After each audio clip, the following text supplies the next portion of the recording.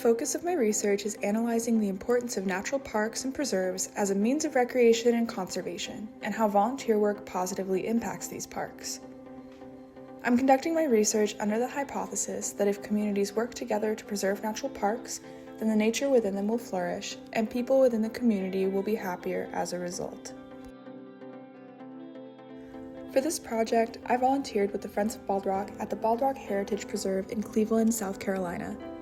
The Friends of Bald Rock is a volunteer-driven, nonprofit organization whose mission is to maintain and protect Bald Rock.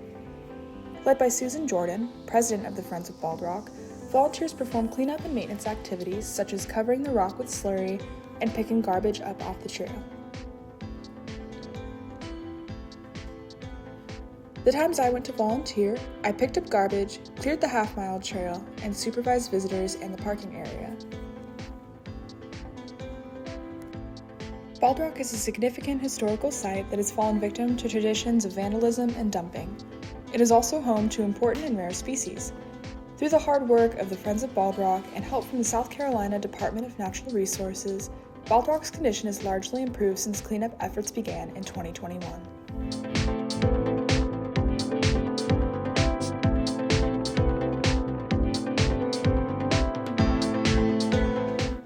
Bald Rock's traditions of vandalism and dumping have made it unsafe for families and other visitors. Greg Lucas writes for South Carolina Wild, stating that there is broken glass scattered everywhere, along with evidence of illegal campfires.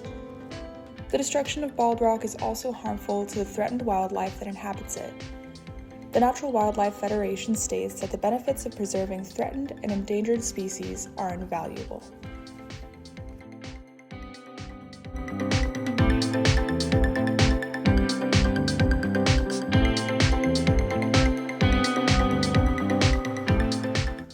The southern United States is home to various other parks that are equally in need of protection. Beautiful and abundant parks such as the Everglades, Big Bend, and Congaree National Park rely on volunteer work to maintain them. Volunteers at these parks help with weeding and invasive plant removal, as well as data collection, according to the National Park Service.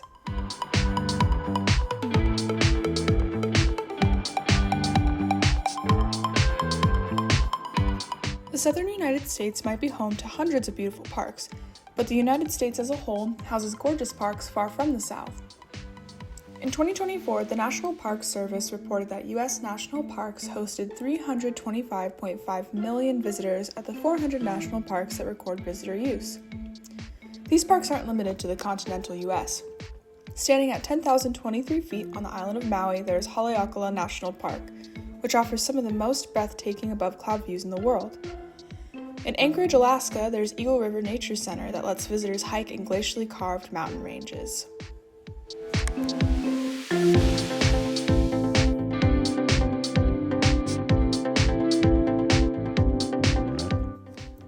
This project is important to me because of my love for nature. Growing up in Hawaii, I had the opportunity to enjoy the most beautiful hikes, beaches, caves, and waterfalls that the world has to offer. It's important to me that we preserve these areas and the wildlife that inhabits them so that future generations can enjoy natural spaces like I have been able to.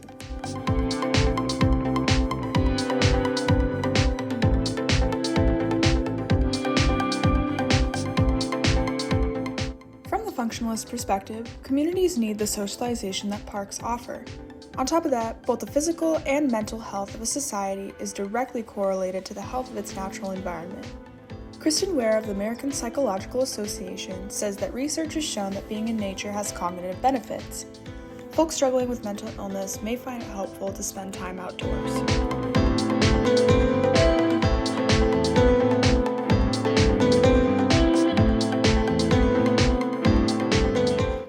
From the conflict perspective, those in positions of power need to do more to protect our natural resources. Greed and capitalism are to blame for the overuse of resources, which has both natural and social consequences. When workers are exploited and forests are torn down, nobody truly benefits. Our industrial society, while advanced in technology and new ways of production, needs to look at the destruction caused by it.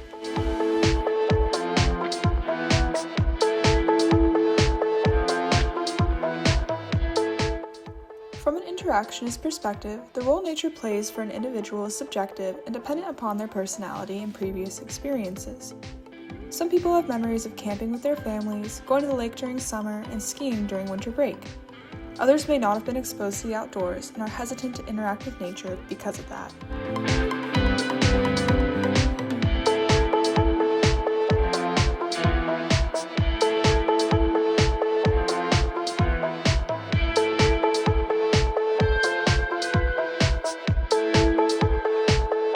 We did a lot of litter pickups on a pretty regular basis and had a lot of volunteers, and visitors very quickly realized that something different was happening, and they became more self-conscious about what they're doing with their litter. I think volunteers are the most vital part of any environmental program, period. They help fix the immediate problem by cleaning up the litter and, addressing the immediate issue. But when volunteers donate their time, that also has power, and we're able to use that to get grants and to get change. And it shows community leaders that people care.